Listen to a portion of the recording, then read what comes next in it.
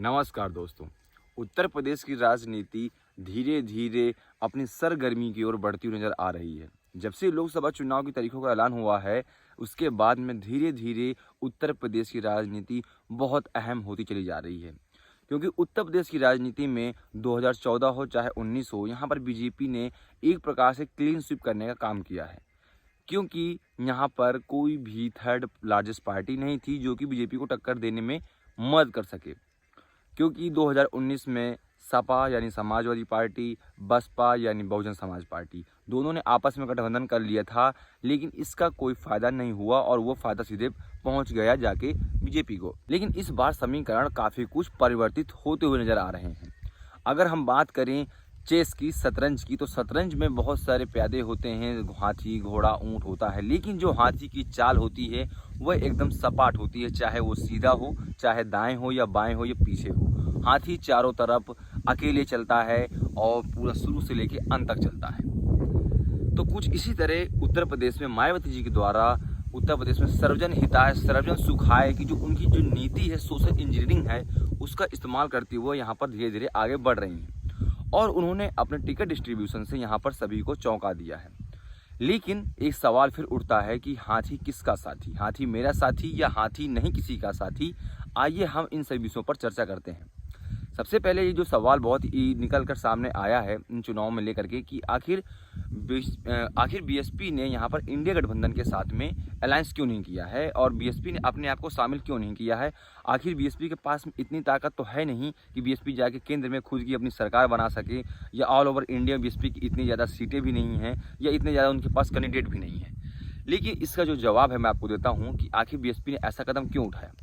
क्योंकि हाल ही में आपने देखा कि 2022 के जो विधानसभा का चुनाव हुए उत्तर प्रदेश में, तो वहाँ पर जो बीएसपी का जो वोट बैंक था वो वहाँ से उससे छिटकता हुआ नजर आया था और यहाँ पर इवन बीएसपी सिर्फ एक सीट विधानसभा की निकाल पाई थी। तो जो बीएसपी की स्थिति थी वो धीरे धीरे काफ़ी डगमगा रही थी। तो बीएसपी ने जो ये फैसला किया कि हम चुनाव अकेले लड़ेंगे, लेकिन इसके पीछे का जो सबसे मजबूत कारण है वो ये है कि बीएसपी चाहती है कि हम अगर खुद अकेले चुनाव लड़ेंगे तो हम जाकर के यहाँ पे अपना जो राजनीतिक दल का दर्जा है बीएसपी का, बहुजन समाज पार्टी का, उसको हम बरकरार रख पाएंगे।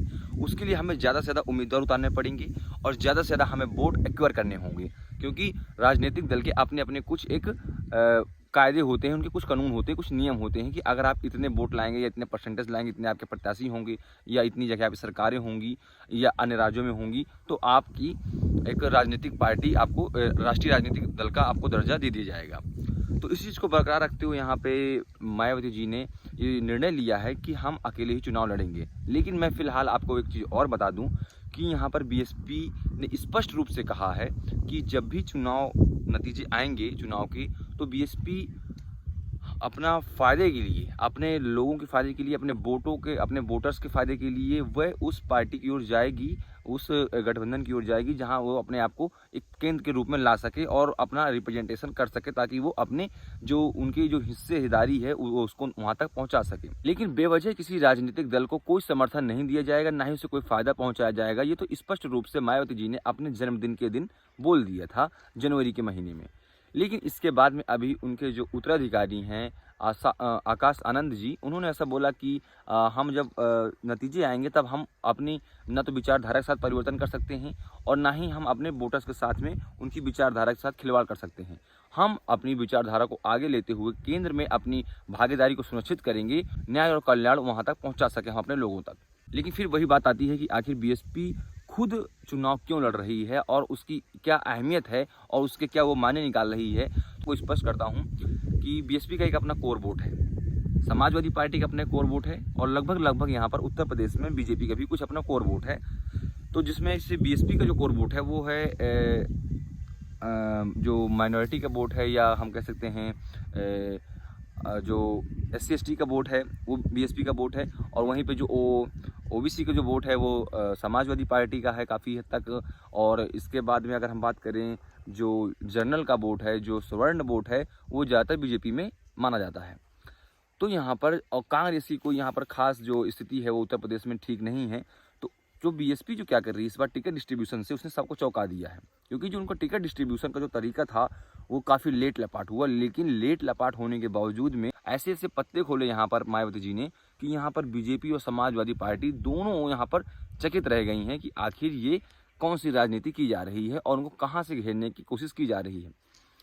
तो देखिए यहाँ पर इंडिया गठबंधन हो, चाहे वो एनडीए गठबंधन हो, चाहे वो बीजेपी गठबंधन हो, चाहे कांग्रेस समाजवादी पार्टी या अन्य दल का अपना गठबंधन हो, यहाँ पर जो बीएसपी है वो दोनों के साथ में यहाँ पर काफ़ी टक्कर देती हुई नजर आ रही है उत्तर प्रदेश में। उत्तर प्रदेश की अगर आप देखें अभी तक तो शायद 50 से 60 कैंडिडेट मायावती जी ने उतार दिए हैं मैदान में। लेकिन उन 60 कैंडिडेटों ने जो उस माहौल में वहाँ पर अपना एक त्रिकोणीय मुकाबला स्थापित करने की कोशिश की है, वो उन प्रत्याशियों से झलकता है कि आखिर यहाँ पर उत्तर प्रदेश में महज सिर्फ अब सपा और बीजेपी की लड़ाई नहीं है, यहाँ पर एक बसपा की भी लड़ाई है। अगर आप देखें जहाँ पर सपा या बसपा की लड़ाई है, वहाँ पर अब लड़ाई बसपा या बीजेपी की हो गई है या सपा या बीजेपी की हो गई है। लेकिन इनडायरेक्टली सपा या बसपा की लड़ाई देखने को नहीं मिल रही है। ये आंतरिक रूप से कोई बात है या नहीं है, लेकिन आप अगर एनालिसिस करें जहाँ पर टिकट बांटे गए हैं, वहाँ पर एक प्रकार से बहुजन समाज पार्टी ने अपने वोटर्स को एक्वायर करने की कोशिश की है। और उत्तर प्रदेश में इस बार आप जानते हैं कि राजपूत जो ठाकुर समाज के लोग हैं वो उत्तर प्रदेश में बीजेपी से, उत्तर प्रदेश हो चाहे राजस्थान हो चाहे मध्य प्रदेश हो हरियाणा हो, यहाँ के जो ठाकुर समाज के लोग हैं नॉर्थ इंडिया के, वो इस बार बीजेपी से नाराज़ दिख रहे हैं। कई जगह लोटे पे पानी रख के वो कसम खाते हुए नजर आ रहे हैं 60,000 से ज़्यादा राजपूत की हम इस बार बीजेपी को हराएंगे। तो इसका जो इम्पैक्ट है वो उत्तर प्रदेश के चुनाव में जरूर देखने को मिलेगा। लेकिन वहीं अगर बात करें हम बीएसपी की सोशल इंजीनियरिंग की, तो उन्होंने यहाँ पर सर्वजन हिताय सर्वजन सुखाय की जो नीति अपनाई है उसके तहत उन्होंने, चाहे वो स्वर्ण हो, चाहे वो राजपूत हो, चाहे वो ठाकुर हो, चाहे वो मुस्लिम हो, चाहे वो दलित हो, चाहे वो ओबीसी का कोई भी व्यक्ति हो, यहाँ पर बीएसपी ने हर वर्ग के व्यक्ति को टिकट देने का काम किया है। इससे इतना ज़्यादा इम्पैक्ट पड़ रहा है उत्तर प्रदेश की राजनीति में कि यहाँ पर उत्तर प्रदेश में जो मुकाबला अभी विधानसभा में सपा और बीजेपी का था, वो मुकाबला अब लोकसभा के चुनाव में त्रिकोणीय होता हुआ नजर आ रहा है, जिसमें समाजवादी पार्टी, बहुजन समाज पार्टी और बीजेपी यानी भारतीय जनता पार्टी का यहाँ पर मुकाबला आपस में देखने को मिल रहा है। लेकिन इससे ज़्यादा इम्पोर्टेंट बात आती है कि आखिर चुनाव के बाद, रिजल्ट आने के बाद में बीएसपी जाएगी कहाँ, समर्थन किसको देगी, बीजेपी को या इंडिया गठबंधन को। अगर रिजल्ट आते हैं बीच के, तो ये देखना काफ़ी इंटरेस्टिंग होगा कि बीएसपी कौन सा रुख अपनाती है और किस ओर अपने आप को अग्रसर करती है। इसके लिए उनके वोटर्स क्या चाहते हैं, उनके लोग क्या चाहते हैं, ये देखना काफ़ी इंटरेस्टिंग होगा। लेकिन उत्तर प्रदेश के चुनाव में यहाँ पर बीएसपी ने काफ़ी तगड़ा माहौल बना रखा है और उत्तर प्रदेश के चुनाव में इस बार बीएसपी कुछ ना कुछ अलग ज़रूर करेगी। ये एक प्रकार से मैं आपको आंतरिक रूप से जो खबरें हैं उनके तरीके से आपको मैं बता रहा हूँ, क्योंकि उत्तर प्रदेश में बीएसपी ने इस बार जो कैंडिडेट उतारे हैं वह हर जगह पे हर जाति समीकरण को ध्यान में रखते हुए, यहाँ पर जो समीकरण है, जो तुष्टीकरण है, काफ़ी कुछ सारी चीज़ों को ध्यान रखते हुए यहाँ पर बीएसपी ने बहुत कुछ सोच समझ करके प्रत्याशियों को उतारा है। तो यहाँ पर जो प्रत्याशी फैक्टर है वो सबसे ज़्यादा इंपॉर्टेंट हो चुका है यहाँ पर उत्तर प्रदेश की राजनीति में लोकसभा चुनाव 2024 में। तो देखते हैं आखिर की ये बहन जी का जो इनका सोशल इंजीनियरिंग का फॉर्मूला है ये आखिर कहाँ तक सक्सेसफुल होता है और ये वोटर्स क्या वो अपने ओर आकर्षित कर पाएंगे या नहीं कर पाएंगे। क्योंकि देखिए बीएसपी का एक अपना कोर वोट है, वो है दलित वोट। लेकिन उसके अलावा अगर किसी एरिया में उन्होंने ठाकुर को टिकट दे दिया तो उनके पास में दलित का वोट बैंक आ गया प्लस एक ठाकुर समाज का वोट आ गया, इससे उनको एक मजबूती मिल गई। इसी प्रकार उनके पास दलित का वोट है, उन्होंने किसी ब्राह्मण को प्रत्याशी बना दिया तो उनसे ब्राह्मण का वोट प्लस दलित का वोट उनको मिल गया। तो ये इनके लिए एक मजबूती स्थिति बनी हुई है यहाँ पर। अगर हम देखें आप सपा को, वहीं तो सपा के पास ये एक अपना कोर वोट है जिसमें वो यादव और मुस्लिम वोटर्स है। लेकिन जो मुस्लिम वोटर है वो काफ़ी होशियार वोटर माना जाता है, क्योंकि मुस्लिम वोटर्स वह वोटर है कि वो देखता है स्थितियाँ परिस्थितियाँ कि यहाँ पर बीएसपी कैंडिडेट काफ़ी अच्छी स्थिति में है, ये समाजवादी पार्टी का कैंडिडेट काफ़ी अच्छी स्थिति में है, तो वो उसी हिसाब से अपना रुख बदल लेता है और तुरंत वो जाके पार्टी चेंज करता है और अपना प्रत्याशी चेंज कर लेता है। क्योंकि उनके पास में दो ऑप्शन होते हैं उत्तर प्रदेश में, चाहे वो सपा को हो चाहे वो बसपा को हो, तो वह अपनी स्थितियाँ परिस्थितियाँ देखता है कि कब किस हिसाब से कौन सा कैंडिडेट आगे जा रहा है, तो उसी हिसाब से वो अपना रुख बदल लेते हैं। तो चलिए दोस्तों, बहुत बहुत धन्यवाद। ऐसे ही राजनीति के लिए आप हमारे चैनल को सब्सक्राइब कर लीजिएगा। यहाँ पे आपको ऐसे ही समय दर समय बहुत ही इंटरेस्टिंग वीडियो देखने को मिलती रहेंगी। बहुत बहुत धन्यवाद।